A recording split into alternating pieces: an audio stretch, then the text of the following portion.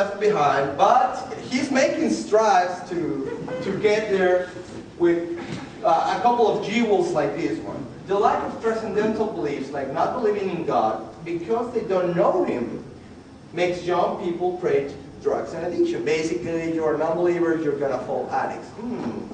Also, the incredible majority of drug addict population are believers, special Catholics. So with this simple statement, the Mexican president declared that any non-believer in his God was inexorably doomed to become an addict. Damn it. The ignorance and bigotry involved triggered response by several personalities in Mexico, and our group wasn't the exception. We actually produced a letter signed by a bunch of people, basically the organizing, the executive committee, and it was sent several newspapers. It got a couple of prints. So we made strides. So maybe I like to think that he actually took notes. So at least we did it. I actually have it around. At the end, if there's enough time, then I'll show you around. I have it translated into English. So then to go down, and I was talking yesterday with Sansar Taylor, if any of you attended his presentation about the abortion situation down there in Mexico. I don't know if any of you know, but abortion is legal in Mexico City. It's the only city in whole South America and Latin America that you can have an abortion legally, and it's provided by the state. You have to pay a dime. So the right-wing groups went all crazy like 3 years ago when it was passed down law. So they went to the Supreme Court and said, no, it's unconstitutional because, well, there's a citizen in there, blah, blah, blah, blah, stupid nonsense, blah, blah, blah, completely more stupid nonsense. Basically, the Supreme Court ruled for like, was deliberating for like 5 months and finally ruled that no, it's not unconstitutional because scientifically that bunch of cells really doesn't constitute a human, at least not more than potentially a human. So it's constitutional. So what they were trying to reach for the last year and a half was to pass enough legislation in the states to change the Constitution. If you have a majority of states having some kind of law, they can be transferred to the federal constitution, so it will be brought down as unconstitutional. Gladly, they lost a bunch of elections in states these last elections in July, and well, hopefully they won't be able to do it at least for maybe a couple of periods, like 7 to 8 years. So hopefully we'll have more done by then, so to avoid this. So they passed an anti-abortion law in Jalisco that was product of the religious right mind, close-mindedness, that is having the premise of defending the life since conception. The reforms actually reduced women to receptacles to carry out the baby. It's not, in Jalisco you can't have an abortion even if you're raped. You have to carry it on. Women can abort in the circumstance, and you can face up to a year in prison if you get abortion. For the doctor, I think it's for 5 to 10 years, right away off the bat. So the issue here is when you look at the aggravating, what can do worse for a woman if it's found to be that she had an abortion. I'm sorry, it wasn't a bad translation. It was bad reputation. Like if a neighbor said, I see many men coming in and out of your house, or you are. Think about that.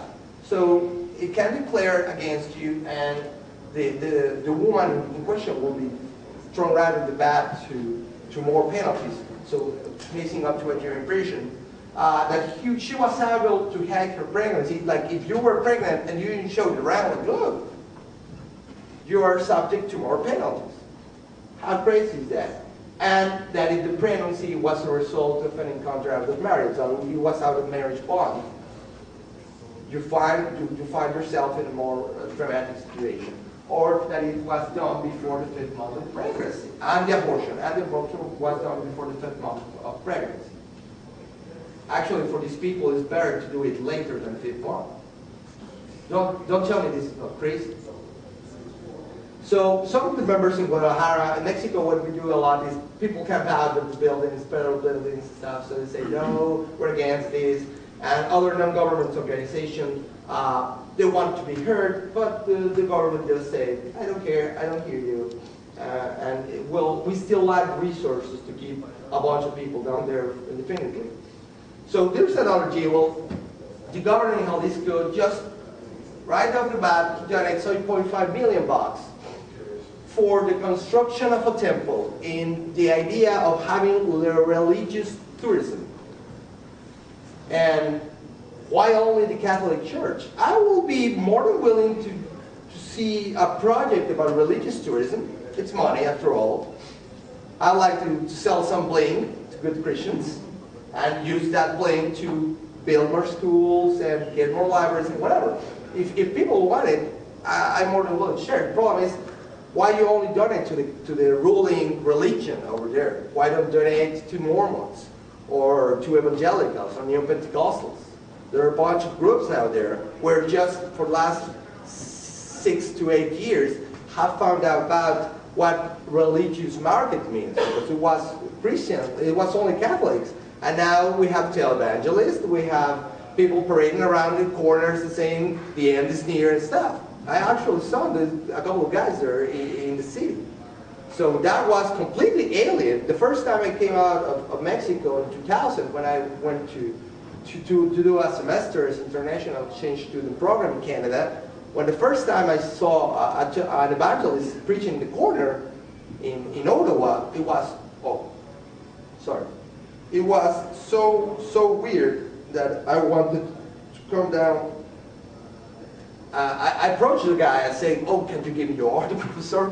Let me take a picture. This is so freaking awesome." I have something to tell my kids, like, you know, and now it's spoiled because now we have them already in Mexico. So this confirms the close relationship between the state, well, some of the states and the Catholic Church. As I tell you, approximately 86% of the Mexican population is Catholic. However, as statistics show that we non-believers are growing at a rate of about 3 to 4%, and Catholics are diminishing by 5% each year. Now, from those 5%, you have to take the ones that go over to other religions and stuff, and 3 to 4% go non-believers, so we're not doing that bad. Maybe in like 20 years we'll do better. So there's another strike separation of church and state. I'm pretty sure you have heard about this kind of movement, like with the creationist movement and everything here, with the school boards and everything.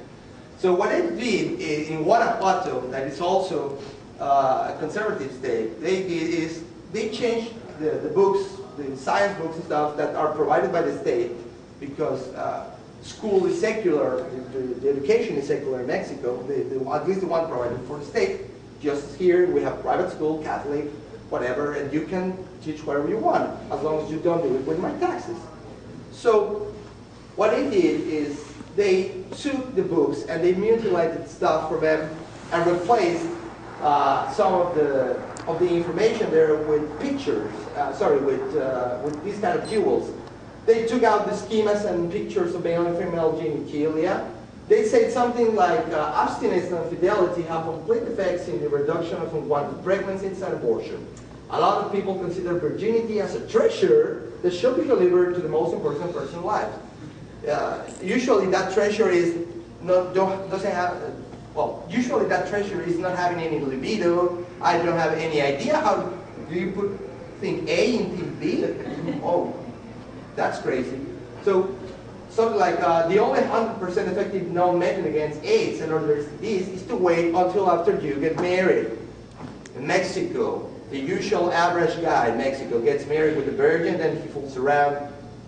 Do the math.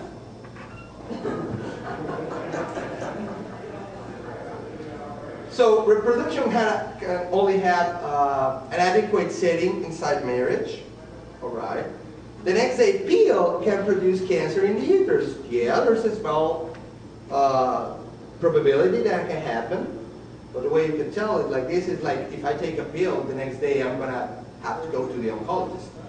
Masturbation is nothing but individual pleasure, a selfish enjoyment that prescribes the need for the other person. Well, if you're masturbating, you actually don't need another person.